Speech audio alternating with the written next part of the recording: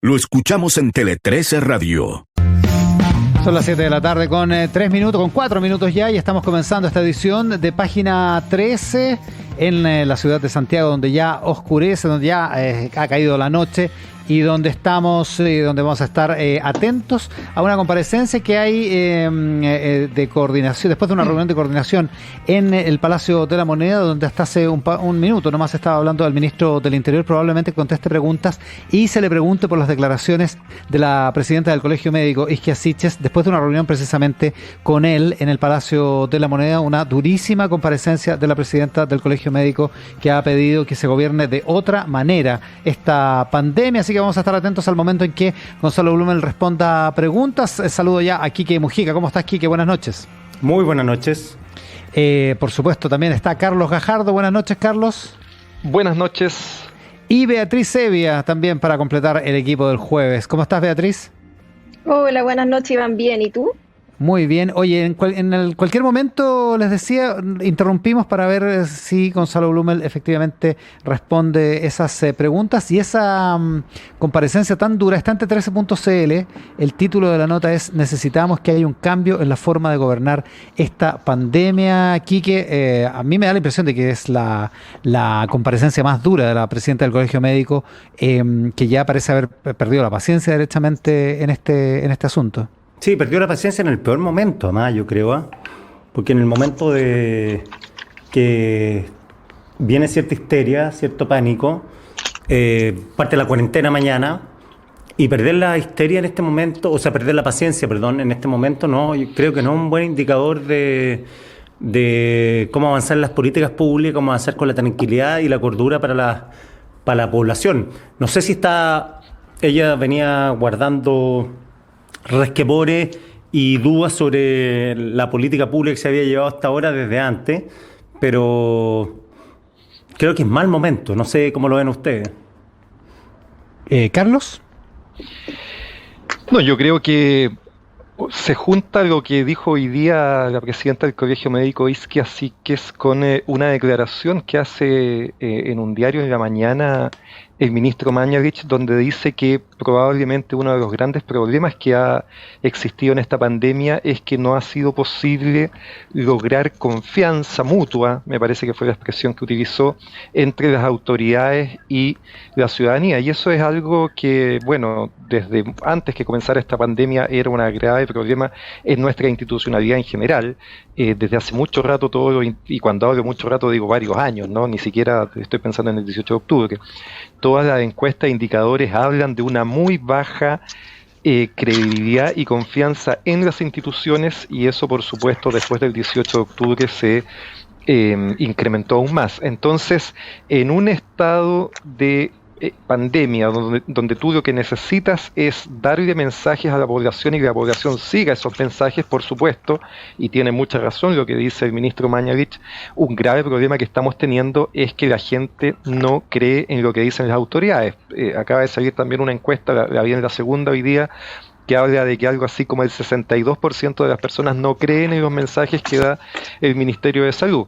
Y por lo tanto tenemos un problema severo respecto a cómo está recibiendo el mensaje la ciudadanía. Y por eso probablemente, junto con ciertas contradicciones que, para qué vamos a ahondar en ellas, se ha provocado una cierta desobediencia en las cosas que se piden. Veíamos cómo están las colas viajando la gente a la playa hoy día, cuando se supone que la cuarentena debiera impedir que esas cosas sucedieran.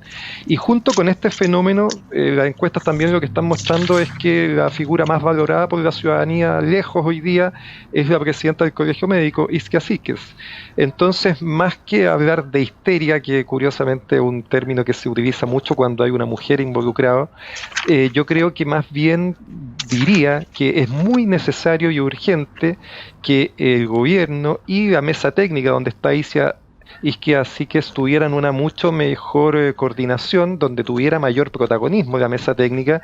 Y yo planteo que en estos puntos de prensa donde se comunica diariamente la situación del país y donde se dan a conocer las nuevas decisiones y medidas, a mí me parece que sería muy útil que estuviera una representante de la mesa técnica, idealmente la misma Isia Síquez. No vamos a salir, creo yo, bien parados de esta cuarentena si es que la gente no confía en lo que dicen las autoridades, y las autoridades debieran tener quizás un poquito menos de ego, quizás menos de soberbia, y permitir que actores que, para bien o para mal, les guste o no les guste, están validados ante la ciudadanía y que probablemente harían que los mensajes que se quieren instalar fueran mucho mejor recibidos. ¿Cómo lo ves, Beatriz Hevia? Yo creo que es cierto el comentario de Mañalich, y nadie podría dudarlo, de que hay una relación dañada entre la autoridad, entre el gobierno y la ciudadanía. Y eso obviamente que ha hecho que sea más difícil que se sigan las instrucciones dadas por el gobierno, aun cuando creo que aún si es que el gobierno no nos diera todas las instrucciones, nosotros como ciudadanos voluntariamente debiéramos acogernos a esto. Creo que más allá de lo que ordene un gobierno, como ciudadanos debiéramos ser lo suficientemente responsables de mantener nuestras casas si no tenemos que salir a trabajar, porque hay gente que efectivamente tiene que salir a hacerlo. Evitar los tumultos, por ejemplo, en los supermercados el día antes de que se decrete una cuarentena, porque todos sabemos que no va a cerrarse los supermercados, ni nos faltarán insumos, ni comida, ni nada de ese estilo. Pero también creo que Isquia hoy día pecó un poco como de confianza. Creo que efectivamente hoy día la encuesta la dejaba entre las mejores evaluadas respecto de las autoridades de gobierno y gremiales además. Pero yo creo que son frases desafortunadas. Uno puede ser lo mismo con un tono mejor. Probablemente su imagen crecería mucho más transversalmente si es que en vez de decir este no es el gobierno o la forma de gobernar que yo necesito, podría ser lo mismo de otra forma. Beatriz. Y creo que es exceso de confianza, netamente. Habíamos tenido varios días silenciados de Isquia hasta que salió esta encuesta y salió con estas declaraciones. Beatriz, dame un segundo. Perdón, aquí, que está justo Gonzalo Blumen respondiendo preguntas, dice algo así como que es el momento de la unidad. Escuchemos un segundo y Dale. Volvemos contigo. Y en segundo lugar, dar certeza a todas las personas de que van a contar con las seguridades necesarias para proteger su salud y para también cuidar sus trabajos, sus ingresos, sus pymes y todo lo que significa, en definitiva, poder acceder a las cosas necesarias y fundamentales de la vida cotidiana para poder tener tranquilidad frente a la pandemia. Eso es lo que el país demanda, eso es lo que el país necesita, eso es lo que nos ha mandatado y nos ha pedido el presidente de la República, y esa ha sido la actitud permanente del gobierno. Ministro, muchísimas gracias. Más allá de buenas noches. De las críticas específicas.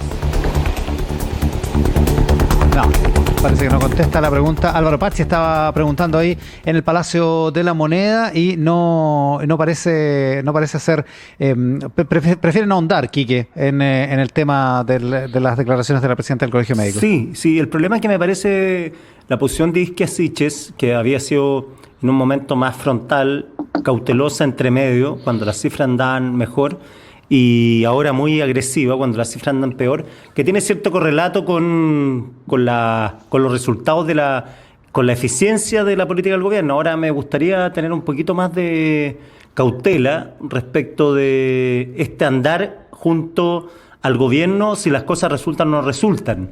Porque si las cosas no resultan ahora, que ella esté en una posición frontal contra el gobierno no me parece muy adecuado, sobre todo de un colegio médico que representa una cierta autoridad apolítica y técnica política, porque siempre la técnica tiene política, que para estos avatares la gente necesita un poquito de certeza y ese colegio médico lo da. Entonces, ir contra el gobierno ahora con todo, cuando estamos en una disyuntiva muy compleja, me parece súper complicado. Es interesante el punto de lo técnico. Te doy la palabra al tiro, Carlos, porque la presidenta del Colegio Médico decía en una entrevista en la revista Ya del Mercurio esta semana que si se tenía que hacer una autocrítica es la de no haber logrado despegar al Colegio Médico de la imagen de que son de oposición y que en la práctica son un gremio, entre comillas, técnico, que debería estar por sobre esa división. Ella misma hacía esa autocrítica. No sé, Carlos, si estas declaraciones de hoy la vuelven a poner más profundamente en esa posición de oposición, digamos. Puede ser, lo que pasa es que a mí me parece que efectivamente con las cifras de ayer ha habido un cambio de tendencia y de creencia y de actitud por parte del gobierno. Ayer con la duplicación básicamente de los casos diarios que se estaban dando de contagio y hoy día con la casi duplicación también del número de fallecidos respecto a los días anteriores, obviamente ha cambiado bastante el escenario y le ha dado la razón a aquellas personas que hace rato, no de ahora, no de esta semana, vienen diciendo que una cuarentena en la región metropolitana al menos debió haberse decretado con anterioridad. Obviamente es mucho más fácil tomar impulso y sacar la voz cuando pareciera que los datos te están dando la razón. Ahora, a mí me parece que la buena evaluación que tiene la presidenta del Colegio Médico viene de hace rato. Esta no es la encuesta de hoy día la que lo muestra, sino que hay encuestas que desde marzo lo están mostrando como un referente muy importante y por lo tanto creo yo debiera el gobierno tomar nota de eso. O sea, estamos en un problema que es del país y creo que los que debieran tener mayor espacio para permitir que esas voces se tuvieran también lugar y tuvieran por lo tanto oportunidad de iluminar a la ciudadanía, yo creo que la responsabilidad mayor está en el gobierno. Hago presente sí que este es un fenómeno como todos o como la mayoría que no es exclusivo de Chile. En la gran parte de los países se ha dado esta cierta controversia entre los médicos y las autoridades. Veía hoy día justamente la portada del Comercio del diario peruano, que el tema era ese, cómo el presidente Vizcarra daba una señal de que se había alcanzado la cima ya y que de aquí para adelante las cifras comenzaban a bajar, y el Colegio Médico de Perú llamando a no tener tanto optimismo y a ser más cautos en las declaraciones. En general me parece que este es un fenómeno que se ha dado en muchos países de cierta exceso de optimismo en general de los gobiernos, que las cifras en distintos países, pienso incluso en Estados Unidos o en los países de Europa que han pasado antes por lo mismo, se va dando. Me parece que en este momento especial en que estamos, yo creo que ambas partes debieran ser más generosas, partiendo de la base que por supuesto que la responsabilidad mayor es del Ejecutivo. Beatriz Hevia, antes de que yo creo que podemos ir cambiando el tema después, pero sí, una última cosa sobre esto. Yo concuerdo con Carlos en que ambas autoridades, tanto las gremiales como las gubernamentales, tienen que acercarse y trabajar en conjunto. Es la única forma de avanzar al respecto. Y sí me llama la atención que hoy día salen en redes sociales, al menos los mismos que salen a criticar el manejo del gobierno son los que la semana pasada criticaban las camas desocupadas en espacio de riesgo y por qué las estábamos teniendo si no las necesitábamos. Entonces yo creo que es súper fácil ser generales, pero hoy día lo que corresponde es que las autoridades jueguen el rol que tienen que jugar, tomen las precauciones que corresponde y que nosotros los ciudadanos nos quedemos en nuestras casas y evitemos los contagios. A ver, hay varios temas que están en la pauta, porque la verdad es que partimos con esto de las declaraciones de Isquia Siches y del Palacio de la Moneda, porque justo estaba saliendo el ministro Gonzalo Blumel de esa reunión, pero está también el tema de la Araucanía. Por supuesto no fue tema de esta comparecencia de Blumel, aunque sí el Ministerio del Interior ha hablado sobre el asunto. Una jornada muy violenta ayer en Ercilla, con atentados en la carretera en la mañana y en la noche, con una cantidad de buses y una cantidad de camiones y un bus que fue incendiado, y también atentados a balazos, digamos, durante la madrugada, durante la noche. Una situación muy compleja que tú querías comentar, Beatriz. Sí, a mí me preocupa lo que pasa en la Araucanía. El ministro Blumel estuvo a fines de abril en la Araucanía, se comprometió a que iba a enfrentar la situación, y a mí me da la impresión que la forma que más lo enfrentan es con querellas posteriores a que ocurran estos hechos.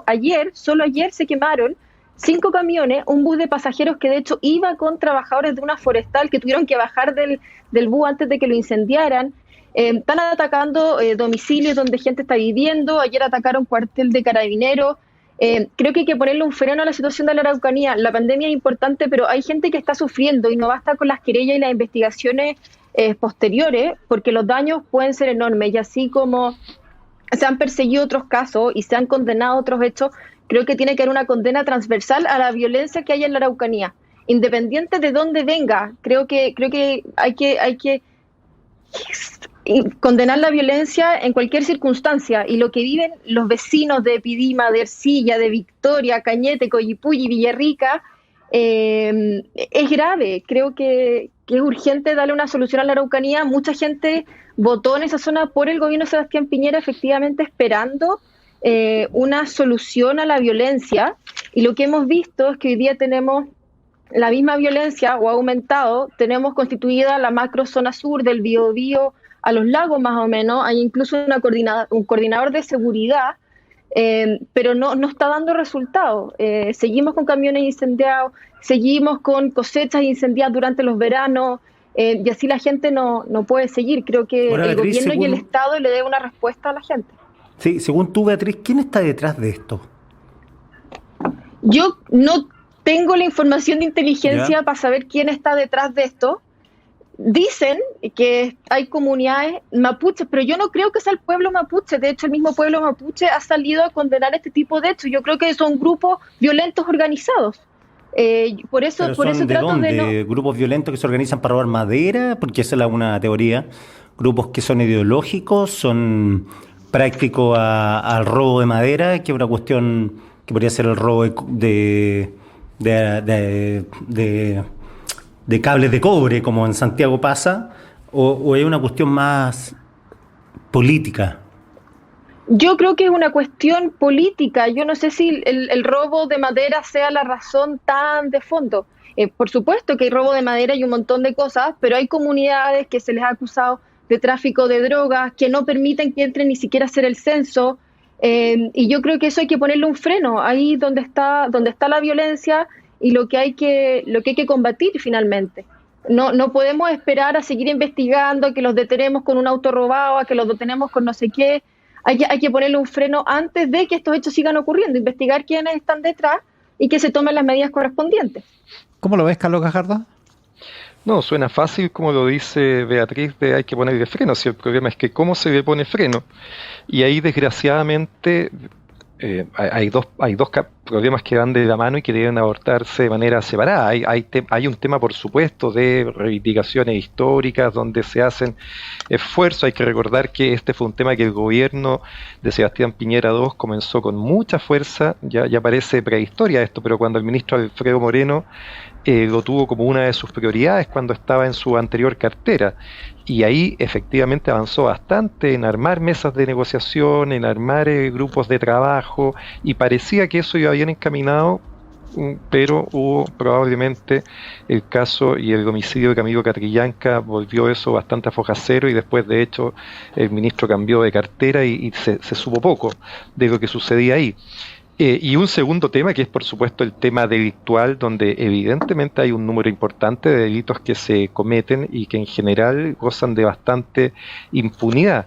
Y desgraciadamente en eso las labores investigativas, policiales y de inteligencia han sido extraordinariamente chapuceras e ineficaces, con los mayores, diría yo, muestras de esto fue lo que sucedió con lo que se conoció como la Operación Huracán y todo el invento de supuesta inteligencia que daba cuenta de una entrenamiento, sofisticación, planificación para cometer atentados, que era todo verdaderamente falso. Y entonces, claro, a partir de eso se hubo que modificar todos esos equipos de investigadores, todos esos equipos de inteligencia, y tengo la sensación de que se ha partido bastante de cero en eso. Y entonces no es de extrañar que estos hechos, que diría yo después del 18 de octubre y con la pandemia habían quedado un poco olvidados, vuelvan a estallar con lo que ha pasado en estos días. Sin duda no es la prioridad hoy día de Gonzalo Blumel, del ministro del Interior, pero son problemas que el Estado chileno está arrastrando hace mucho tiempo, y donde creo yo, tanto en la conversación política, histórica, de entender y de hacer más parte al pueblo mapuche de nuestra propia historia, no está teniendo avances. Y la segunda pata, la pata delictual, investigativa, de inteligencia, después del caso Huracán, creo yo que también está muy dejada de la mano de Dios, y no hay grandes avances, investigaciones ni procedimientos que se estén aplicando. Ahora, una buena pregunta de Carlos ahí es: ¿por qué tú crees que la investigación de las policías, bueno, sabemos lo de Carabineros, que fue un desastre total, pero ¿por qué no se puede arribar a llegar a los autores de estas quemas de camiones, de esta ofensiva que puede ser para algunos terroristas, para otros solamente criminal. ¿Qué pasa ahí?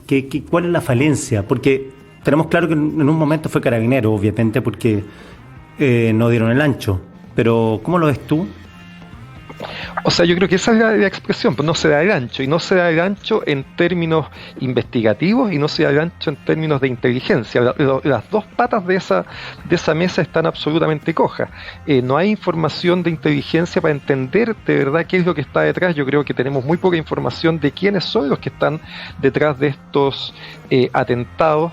Hay que recordar que no pocos de esos atentados muchas veces han terminado siendo autoatentados para cobrar seguros, pero evidentemente también hay un número importante de atentados reales, verdaderos, y el descubrimiento posterior investigativo de eso ha sido absolutamente pobre. Uno de los casos más emblemáticos probablemente fue el homicidio, el incendio de la familia Luxinger-Mackay, y ahí uno de los detenidos fue porque justamente resultó herido por los disparos, y luego hubo un juicio oral también que se desarrolló en contra de un grupo importante y resultaron condenados, entiendo que alrededor de 5 o 6 personas, pero aún en ese caso fue muy difícil. Tenemos por supuesto deficiencias serias en el trabajo de inteligencia y en el trabajo investigativo mismo en el lugar, que quedó desnudado con mucha fuerza, diría yo, a partir de la Operación Huracán. Una última observación sobre esto antes de que nos vayamos a la pausa, Beatriz. Sí, creo que es efectivo que hay causas que han llegado a puerto, pero decir que algunos de estos atentados o de estos hechos son para cobrar seguro me parece hasta irresponsable. Creo que hay mucha gente hay sentencias, que han muerto. Sí, está Beatriz, bien, pero te lo digo con conocimiento de causa. Hay sentencias de causas que se ha demostrado que personas cobraron seguro y se hicieron autoatentados. Son un mínimo, pero existieron esas cosas.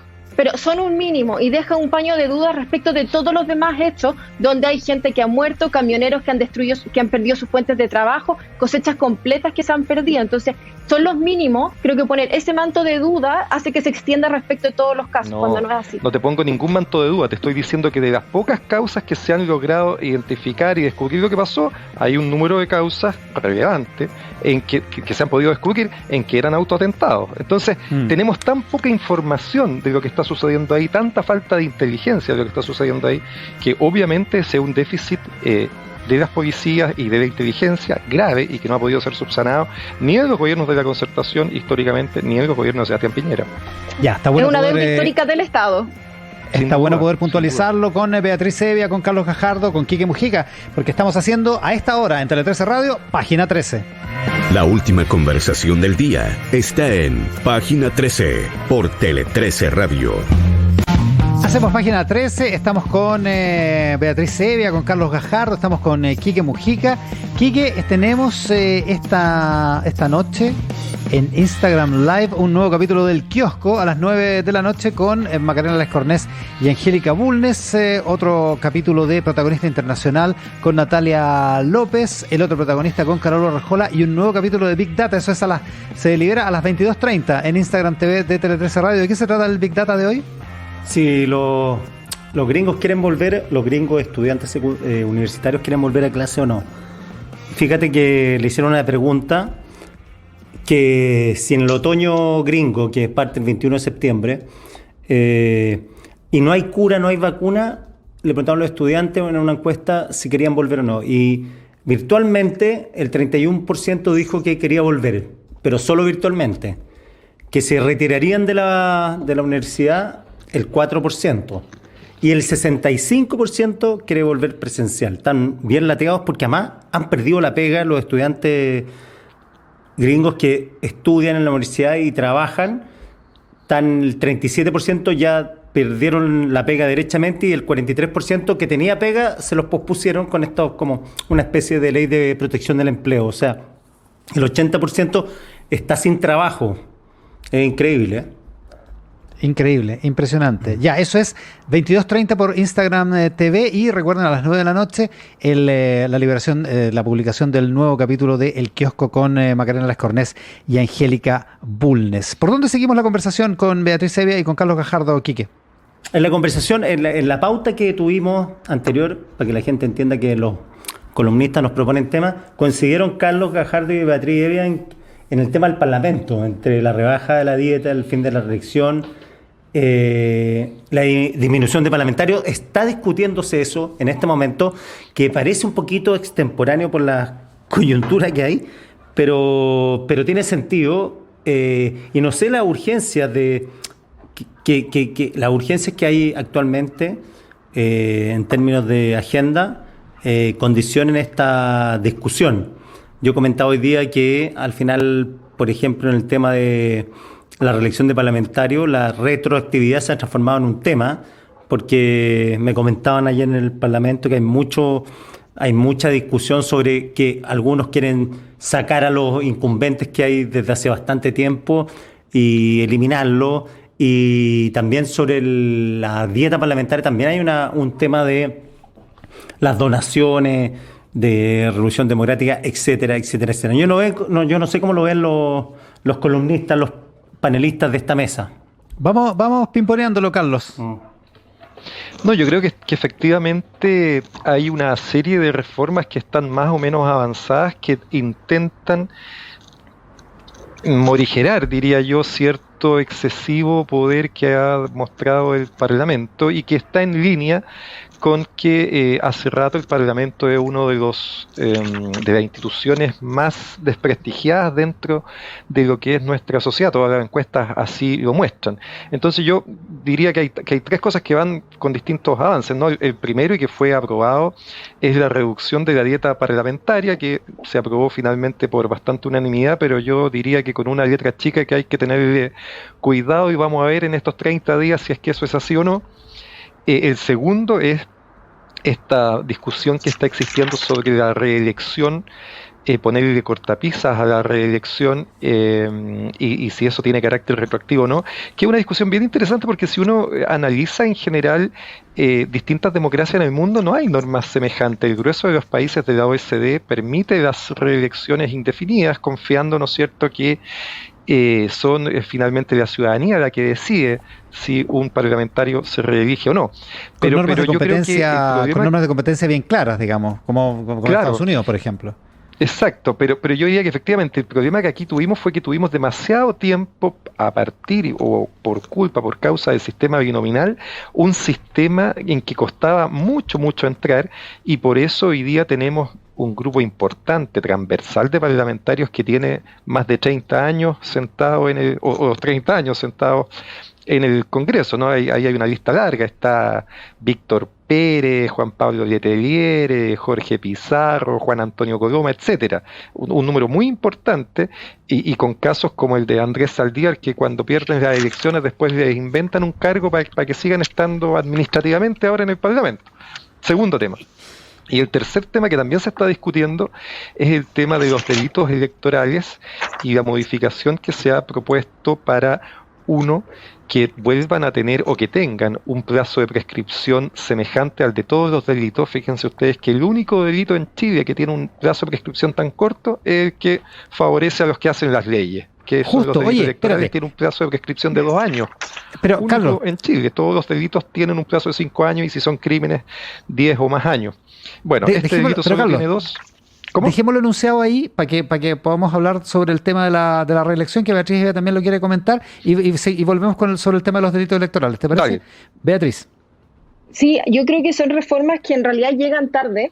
El enojo de la gente es tal que yo no creo que el terminar a la reelección o la rebaja de sueldos vaya a generar una mejor amistad entre el Congreso y la ciudadanía, pero sí creo que es una señal de que al menos quieren poner de su parte.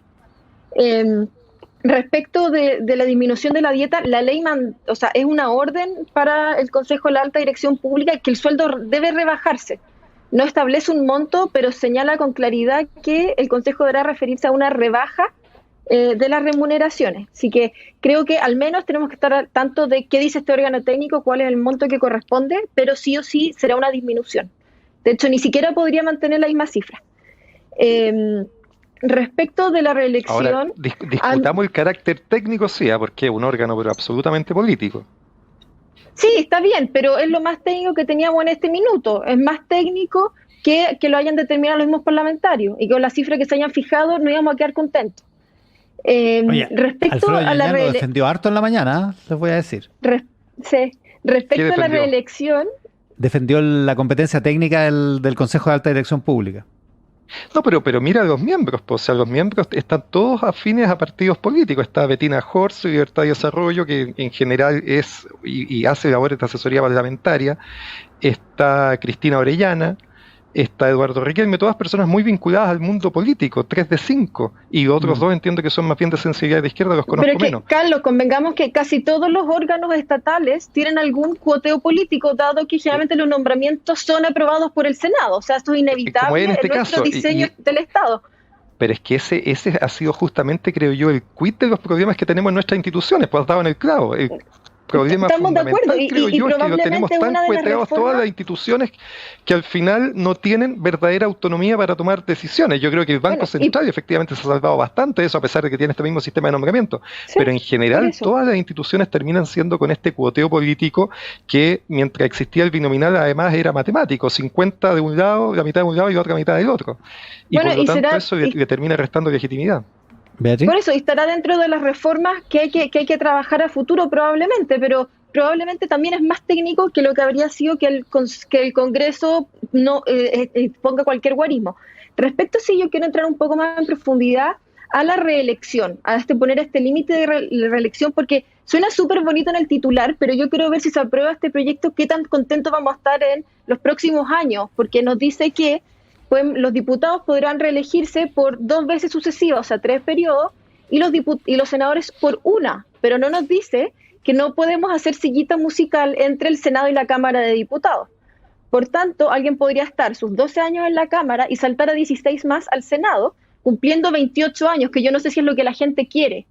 A mí me parecería mucho más razonable quizás, si es que lo que estamos buscando es efectivamente reducir esta gente que está pernada en su asiento, que sea, por ejemplo, establecer un límite máximo de años que alguien pueda ser parlamentario. Por ejemplo, un límite de 18 años que te permite ser diputado por 2 periodos, senador por 1, o ser senador durante 2 periodos, o incluso diputado por 3 periodos. Pero me parece que hay una letra chica que no está quedando clara. Y por último, si estamos conscientes de que se va a hacer, digámoslo a la ciudadanía. Porque si no, esta discusión la vamos a tener en 15 años más, con los diputados que hoy día están en su primer periodo, vamos a decir, ¿vieron? Se hicieron un chaleco a la medida. Y creo que esa no es la idea, porque seguir cometiendo los mismos errores que nos han llevado a la situación en la que estamos hoy día. Y además, hay otra letra chica respecto de el efecto retroactivo de la ley, para que los que están ya tantos años en el Congreso no sigan en su puesto, que efectivamente un senador que lleva 30 años puede postularse ahora a ser candidato a diputado, o un diputado que cumple su periodo podría postularse al Senado. Entonces yo creo que también va a ser impresentable si es que vemos al que sea, desde un Patricio Melero a un Alejandro Navarro en la próxima elección, postulándose pero cambiándose de cámara finalmente. Y son dudas que creo que hay que resolver, y la gente tiene que estar consciente de lo que se está aprobando, porque si no generamos una falsa expectativa que finalmente daña más a la institución y a los propios parlamentarios. Carlos. Totalmente de acuerdo con la última parte de lo que dice Beatriz. O sea, me parece que efectivamente el riesgo que se corre con estas modificaciones que se están discutiendo o que se han aprobado es crear falsas expectativas, y ese es el primer temor que yo tengo con la reducción de la dieta parlamentaria. Vamos a salir bien luego de esta duda. En 30 días el Consejo de Alta Dirección Pública va a tener que pronunciarse. Hay informes técnicos abundantes que muestran que nuestro país tiene, comparado con la OECD, los sueldos más altos de los parlamentarios. Hay una cifra por ahí, creo que son 38 ingresos mínimos los que percibe en nuestro país, que es pero con bastante distancia, mucho más de lo que se paga en cualquier otro país razonable, y por lo tanto creo que debiera venir una reducción importante. Si eso no ocurre, se van a cumplir, diría yo, los temores que se tenía de que esto básicamente termina siendo un lavado de imagen y que no va a haber una reducción efectiva como me parece los números y la técnica exige, y con la reelección puede pasar exactamente lo mismo. Yo insisto que yo no soy partidario per se de que no hubiera reelección. A mí me parece que es un mecanismo democrático, y si la gente quiere seguir eligiendo al mismo, está bien. El problema que hemos tenido, que en nuestro país tuvimos durante muchos años problemas graves para que nuevos rostros, nuevas personas ingresaran al Parlamento, y eso es lo que ha hecho que hoy día tengamos este grupo de personas que ha estado tanto tiempo instalada, apernada, y por lo tanto creo que es importante un refresh ahora, que probablemente debiera darse también por el solo mérito de la votación popular. Pero esto se gestó básicamente por tener un sistema binominal que hacía que el que tenía el cupo dentro de una coalición con mucha probabilidad lo mantenía, también alimentado por un sistema de financiamiento de las campañas que era extremadamente opaco y que hacía muy difícil de que un desafiante lograra un cupo. Todo eso, creo yo, contribuyó a parte del desprestigio que hoy día tiene la clase política. Sí, ahora Beatriz. lo Sí, complejo, lo complejo digo que todas estas reformas internas del Parlamento son hechas por el propio Parlamento, con todas las problemáticas que conlleva eso, desde el sueldo, la reelección, desde la retroactividad. Entonces, no tengo una solución distinta, porque son poderes independientes y del Estado, pero es complejo cuando nadie se quiere bajar el sueldo, ¿no? Creo, ¿no? Claro, en principio Hagamos no. un ejercicio Claro. de todos los que estamos acá, A no ya ser que la bajemos el presión sueldo popular entre nosotros y listo, ya yo suelto mi sueldo, y son montos no menores. Y viene la discusión interna también si la pega la están haciendo bien o mal, si la gente que si bajan el sueldo va a llegar gente peor de la que está ahora o mejor de la que está ahora, no sé, pero es complejo. Yo no sé si gente es mejor o peor, pero creo que hay más riesgo todavía de que los parlamentarios puedan ser comprados, por ejemplo, con sueldos muy bajos. Yo creo que hoy día es alto, pero con sueldos muy bajos corremos otros tipos de riesgos. Sí, también, y además a mí me carga cuando yo siempre le escuché a Carlos Larraín que decía, hay que bajarse el sueldo como antes, que los parlamentarios trabajaban casi gratis, claro, pero eran puros ricos, pues. ¿Ah? Eran otros tiempos. Eran otros tiempos, entonces Y otro la gente sistema. rica llegaba al Parlamento porque tenían la posibilidad de hacerlo, entonces no es la idea tampoco. Y además que nunca ha quedado tampoco tan clara la imposibilidad de ejercer otras funciones. Eso es algo bastante reciente también. Pues antes como que podías ser abogado y ser parlamentario, ¿no? No había esta imposibilidad. Oye, Carlos. y el tercer punto que yo tocaba y que creo que también va en la misma línea es el de los delitos electorales. Eso. Es importante, creo yo, que se establezca una norma para que los delitos puedan ser investigados, y lo razonable es que al menos sean de 5 años, que ya es un plazo breve, pero bueno, es el que tenemos para el común de los delitos. Y la segunda limitación es que para que se investigue un delito electoral necesariamente tiene que haber previamente una denuncia de el director del servicio electoral, otro órgano, por eso quizás Alfredo Lloñani lo defendía tanto, otro órgano que también es bastante cuoteado, ¿no es cierto? Que está No está Lloñani aquí para nombrado. defenderse de ese No ataque. está, artero. pero no creo que defienda de que es un organismo cuoteado, si eso es, No, por definición, claro. es así, ¿no? Entonces, obviamente, eso le da mayores dificultades para que efectivamente esas persecuciones se produzcan. Lo que debería existir es persecución penal pura y simple. Si hay un delito, la Fiscalía lo puede investigar sin que nadie tenga que ir a tocarle la puerta para que se eche a andar esa jurisdicción.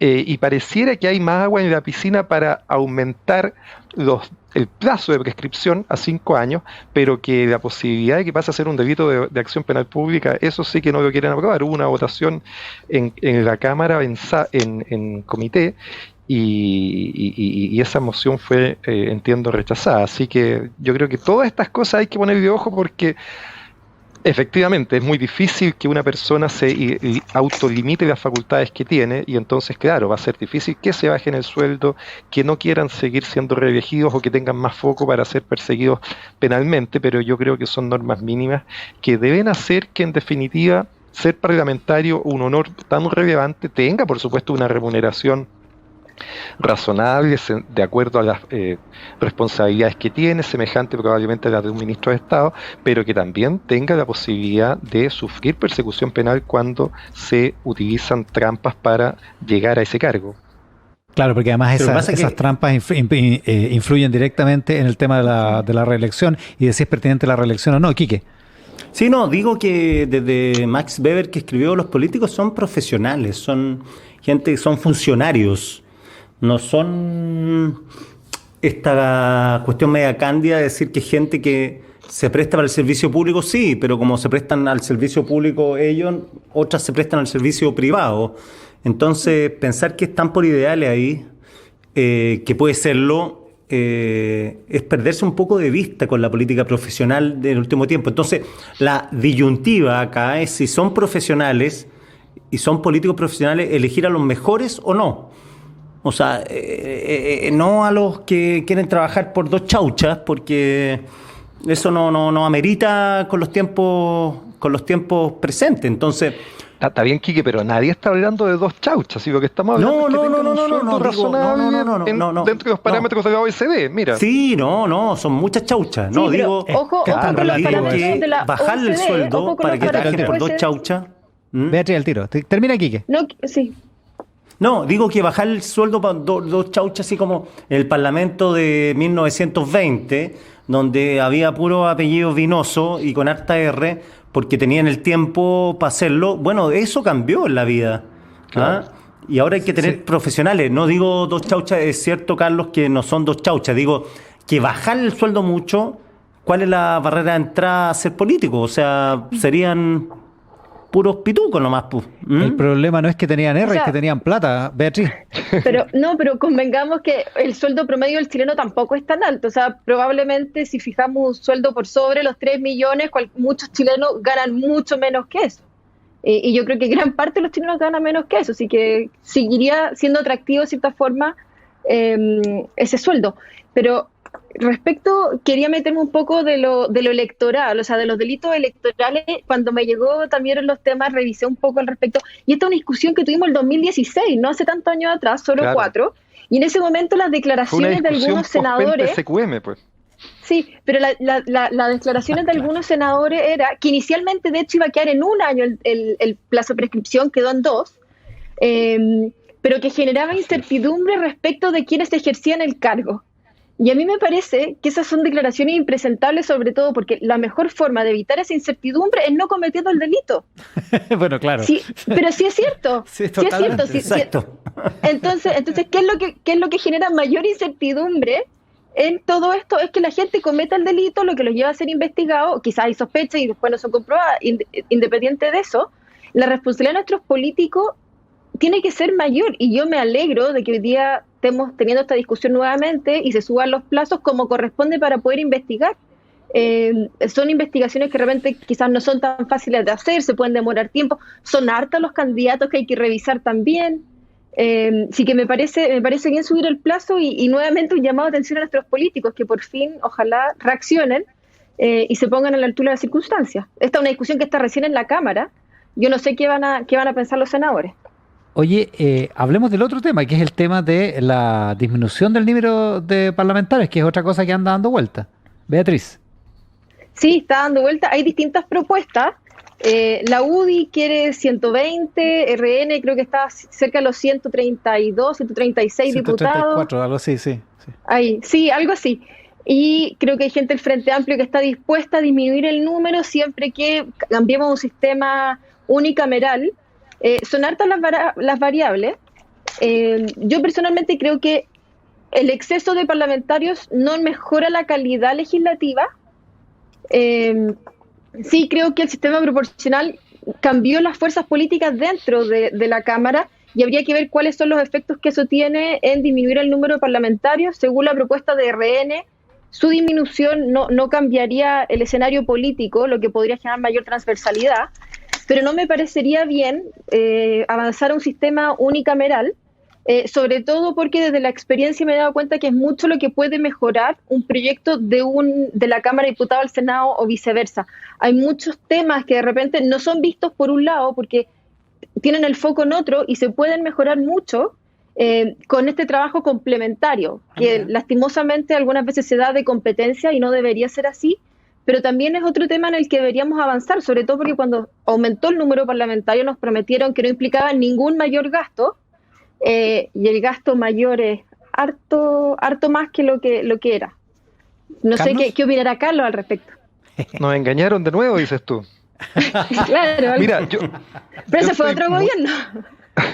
Yo estoy muy a favor de todos estos cambios menores que se han planteado, ¿no? O sea, reducir la dieta, terminar con la reelección, aumentar las sanciones para los delitos electorales.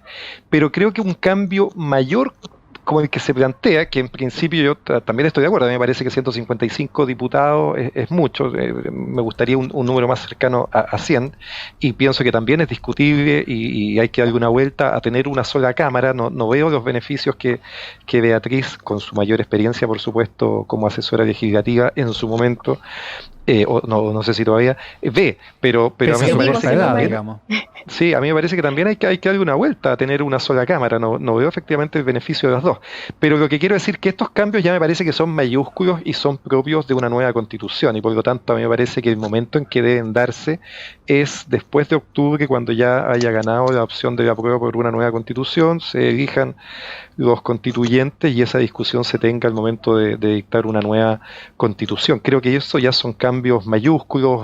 Probablemente van a haber voces incluso de tener un sistema menos presidencialista. Quizás algunos seguramente van a querer un sistema derechamente más parlamentarista, etcétera. Entonces creo que no tiene sentido hoy día gastarse en una discusión de ese tipo, que me parece que ya es mayor, que es de letra grande, y que debiera ser más bien propio de una nueva Constitución. Yo estoy abierto. Me parece en principio que el número de diputados hoy día es excesivo. Creo que debiera disminuirse, manteniendo, por cierto, eso es fundamental, la proporcionalidad y la representación de todas las fuerzas políticas. Bueno, se ha discutido también respecto de los parlamentarios con menos del 1%. Ese es otro tema arriba de la mesa, que también están viendo cómo se soluciona. Creo que quieren limitar a que no sean finalmente electos diputados quienes hayan tenido una votación menor al 3,5 o al 3%. Pero yo creo que se puede. Mario Desbordes publicaba una nota, si no me equivoco, hoy día o ayer, mostrando sus cálculos que, según ellos, de acuerdo a la propuesta que ellos tienen, que es la que estarían también trabajando con la DC, sí podrían mantener la proporcionalidad, y manteniendo también cómo están distribuidos hoy día las fuerzas políticas dentro de la Cámara. Según los números que yo vi, cuadra. Yo no hice el ejercicio, sí que estoy confiando en lo que dice el presidente de RN. Pero yo creo que podemos tener una discusión constituyente, pero el problema que tenemos es que tenemos elección parlamentaria el próximo año. De hecho, el cambio y el aumento de números de senadores ni siquiera ha entrado en vigencia totalmente, porque hay regiones que no han electo los senadores que les corresponde para llegar a este número final. Y por otro lado, vamos a tener 4 años de un parlamento, quizás con un mayor número de diputados del que necesitamos, y que más encima va a ser un gasto probablemente innecesario. Y me parecería bien avanzar en este tema sin perjuicio que se pueda volver a discutir si es que queremos parlamentarismo, presidencialismo, en una potencial discusión constituyente si se gana la prueba. Beatriz Hevia, Carlos Gajardo, Quique Mujica, en la conversación de esta hora, de cuando ya cae la noche, acá en Tele 13 Radio. Les agradezco muchísimo por el programa de hoy y que tengan muy buenas noches. Cuídense mucho.